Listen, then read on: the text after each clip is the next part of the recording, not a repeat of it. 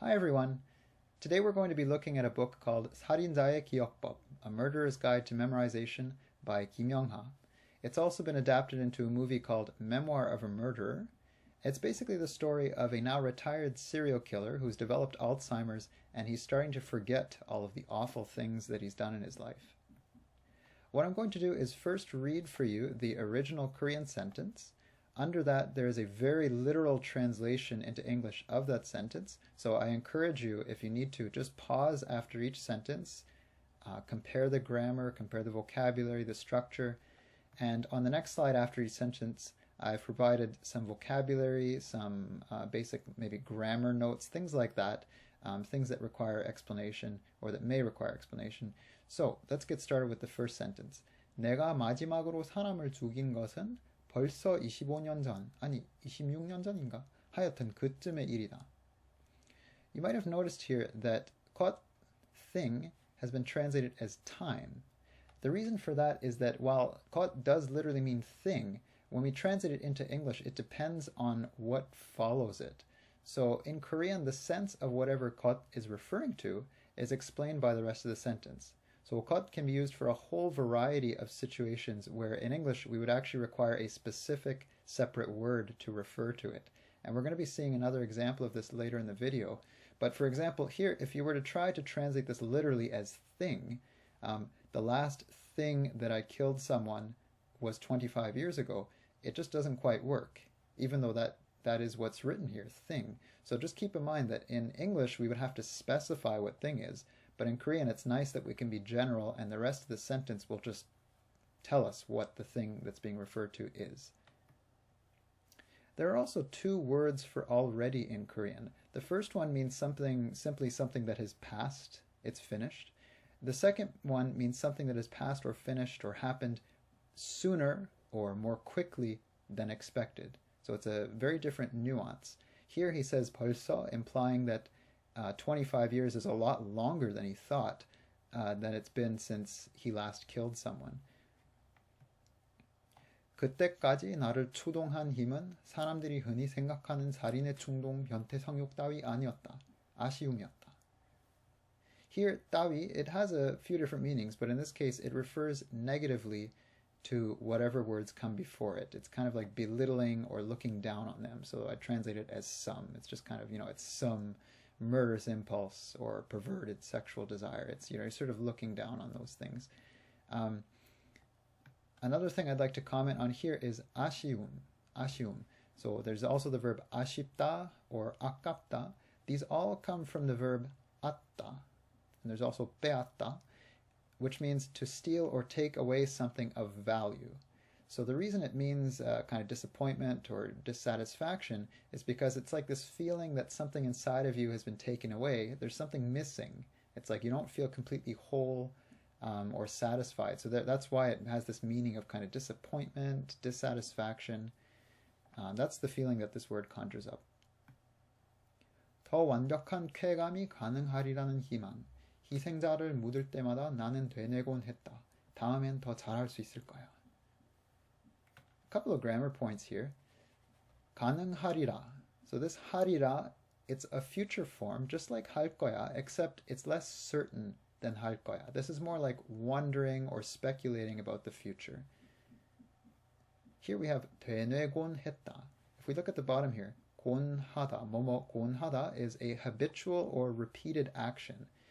In this case, already here we have 희생자를 묻을 때마다. There's this every time I bury a victim. So every time, that in itself implies that this is a habitual or regular action. It's something he does regularly.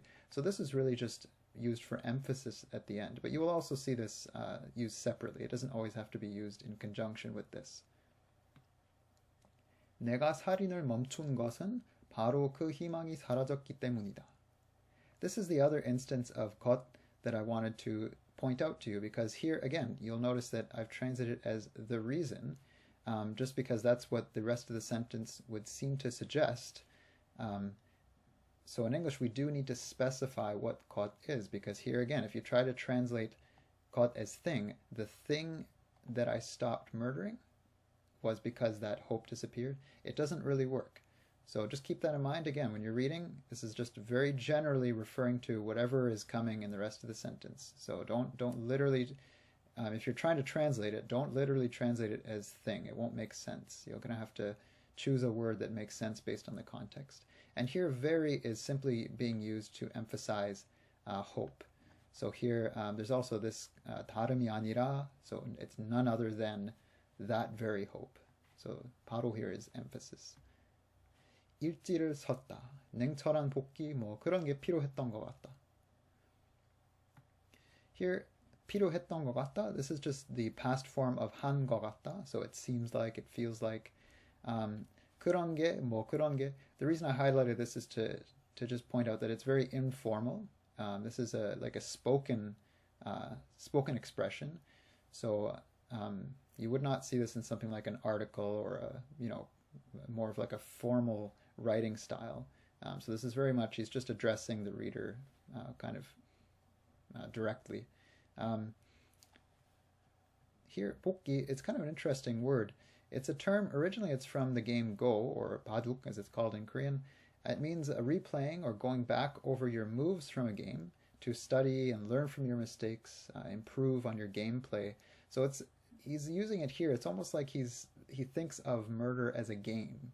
It's a game that he just wants to kind of improve at. He wants to reduce his mistakes and just get better at killing people. So it's a nuance that you don't really get if you just read it in English. Reflection here, I've translated it as, it doesn't have that kind of game sense. It's not like you're replaying the moves in a game. 뭘 잘못했는지, 그래서 어떤 기분이었는지를 적어놔야 뼈 아픈 실수를 반복하지 않으리라고 생각했다. A couple of things here. So, rira, this we saw a couple of slides ago. This is just that future form. It's kind of a less certain future form. I would, or you're speculating about the future. Here, 적어놔야. We're going to see a couple of examples in the following slide that are going to illustrate something that I'd like to tell you.